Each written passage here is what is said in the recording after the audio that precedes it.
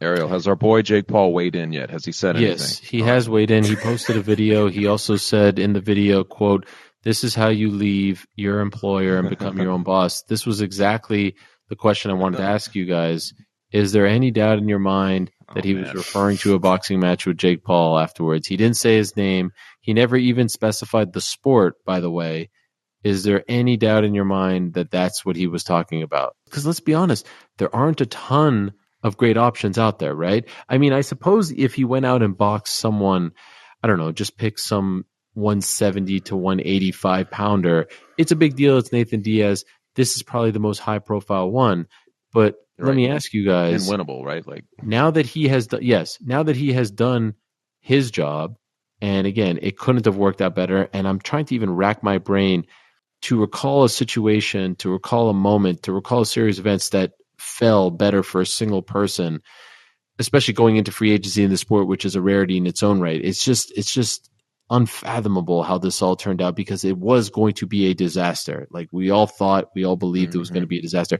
In any event, now that he's done his job, if Jake Paul loses to Anderson Silva on October 29th in a month and a half, what happens, PC? You still want to see that fight? That's tough. He did his job. Look, he looked good. Of course, he now got 2 wins. But do you want to still see that fight if he loses? Loses a decision. Loses a knock. Tell me, what are the scenarios where you don't want to see? What fight are you talking about? Anderson Silva or Jake Paul?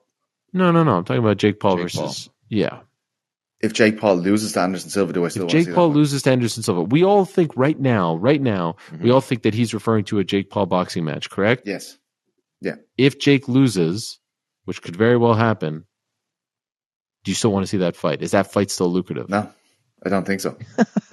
I think a lot of the Jake Paul magic is him kind of shoving his finger in the chest of this sport.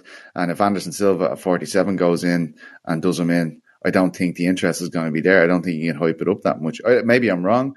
This is a sport where you react to something and then 2 weeks later your mind can change. But right now, if Anderson Silva, especially if he goes in and starches him, I definitely don't think anyone's going to have an appetite for a Jake Paul v Nate Diaz. So what's KSI doing? What's Dave Fletcher doing? Oh my God. But it's not just that. I was going to ask you, Ariel, because maybe you have more insight. Yes. I don't sometimes understand the full extent of boxing politics in terms of who could be eligible for these kind of crossover, or just a fight in general. But like, say that Pacquiao was like, all right, I want to fight you, Nate Diaz. Like, you know what I mean? Like, say it's a name like that, or a Canelo or something. Like, oof.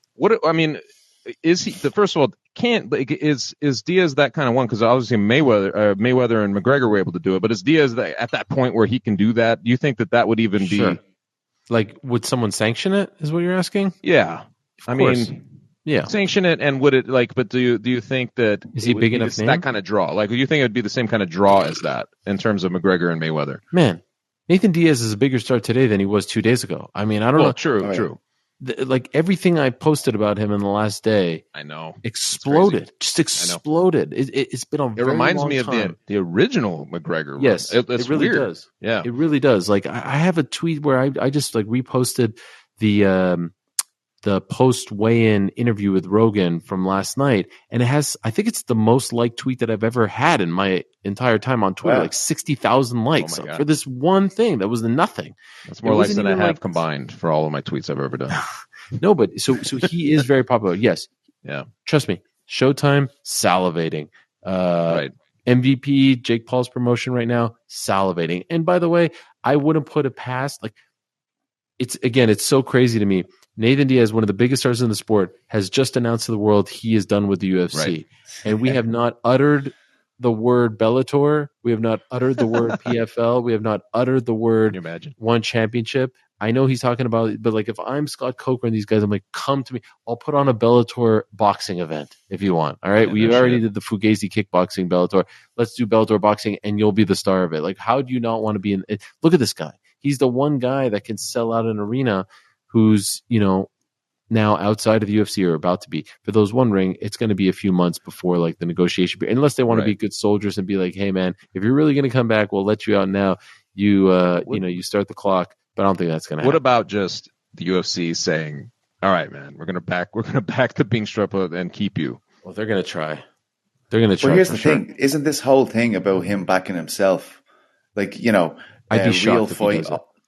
Real fight, all this stuff. Like, talking about him signing up with another promotion. That's just not what's going on here. This guy is probably a bigger promotion into himself than any of those other brands that you mentioned. 100%. Nate Diaz does a fight.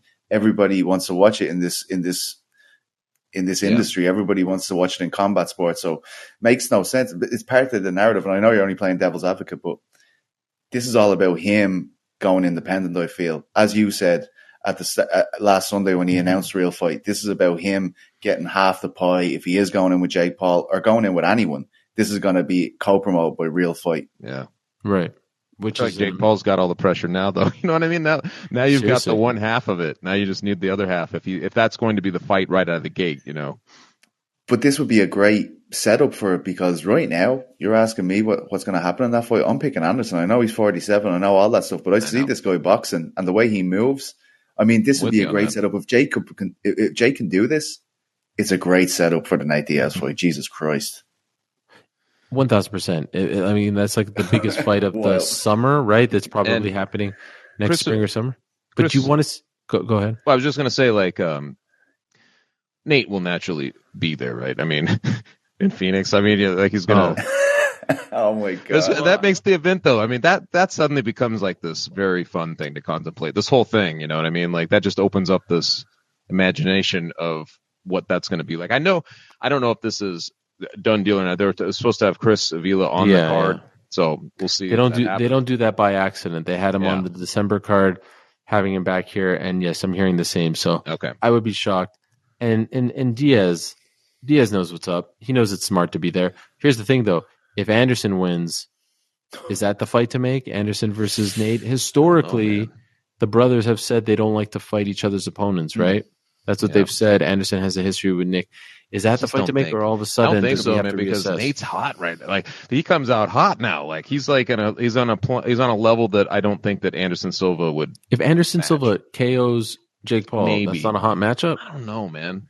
I don't know. I don't think it's as lucrative. Because it's not. Look, two legends. I love both of them. I think they're tremendous. But right now, what Jake Paul is doing is sending broader cultural kind of ramifications, broader cultural kind of siren to people outside, of this bubble that are coming in. He has this whole YouTube generation that are coming in and checking out these fights. So I think it's different in that way, right? He just has a bigger spotlight right now. But who knows? Anderson goes in, maybe he's hot shit again. I just feel like the Jake Paul angle here is very important. I do think people want to see, and everyone calm down, but I do think people want to see him against the boxer per se. I know Jake Paul's not your traditional boxer, but the thing. I think that's the thing. So you've got two MMA guys in a boxing event. I think that somehow that's the translation that doesn't make sense. You know what I'm saying? Like, if it's Anderson Silva, yes, he's a name, all that stuff. I'm just not sure that it would have the same allure, as something else, that it would be a boxer or something that's crossing a partition, like that's getting you into a weird terrain, I'm very curious to see how hard the UFC goes in trying to keep him. I think his mind is made up. He wants to leave. He wants to be free. He wants to be independent, Nathan, but it's going to be very curious to see what they try to do. Yes, PT. I'm just wondering, and I know the Rackman fight, they pulled out that due to him not making weight, or they're saying he wouldn't make weight. What if suddenly the Anderson Silva fight goes away now? Does that make just in case he's risking, but I'm saying this is surely a bigger payday, right? Nate Diaz v Jake Paul is a way bigger payday. And here's the thing, he has the negotiation fight. The Rackman fight just disappeared, though, right? Well, not really. But here's the thing, he has a negotiation period, so he can't fight until probably December. Now we're talking Jake not fighting for a year, right? And then you can't do it. At some point, you got to fight. You can't just wait for the perfect one. I agree. Like, if this was 2 months ago, maybe the timing would be a little bit better. But I think Jake versus Anderson will draw pretty well now with this story, right? Like, if Nate would have got obliterated by Tony, by Khamzat, I think it actually would have taken a little bit of the air out of the balloon of Jake versus Anderson. Now it's like, oh shit, he did it. He got it done. Et tu, Jake Paul, as they say in La France, et tu.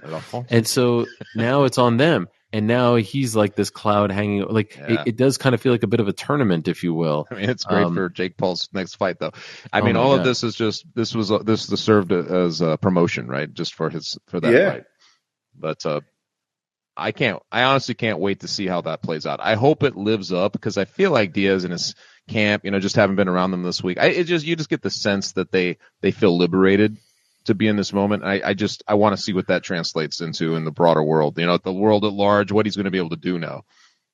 Imagine there was no Jake Paul. Imagine that option wasn't there, like his options would be a lot more limited. Guys, I hate to harp on this, but I just still can't believe how it all played out for him. Like he went from the worst possible opponent to now a victory and really 2 victories, right? Like in the eyes of the public, he had, and he's going to say this as well if he hasn't already. He already said it. He's 2-0. He's 2-0. He's 2-0. He got a win over Khamzat. I mean, that's unbelievable. It's truly unbelievable how this all played out. And wasn't it just insane. Fabulous the way he framed this? Like he framed the Chimaev missing weight was because he scared him at the press conference, and like just him announcing that, you're like, do you know how pissed off Chimaev is backstage? I'd say he's telling everyone he's going to fuck them. I'd say it's just a whole scene back there. Been bugging him. Saying that must have been a tense 24 hours, because I honestly, man, Chimaev, like that kid was in. I know he's intense and he's kind of a natural heel, but he was in rare form after that. Like he was worked up. How do you think the UFC feel every time he gets on the microphone and tells the world he's going to fuck them? Because that's what he's doing every time he gets the microphone. Like, I mean, it's intense, right? He's got a healthy libido, man. What? You know what I mean? I fuck everyone. And you're like, all right, mate. Jesus Christ, I know we've all had a few.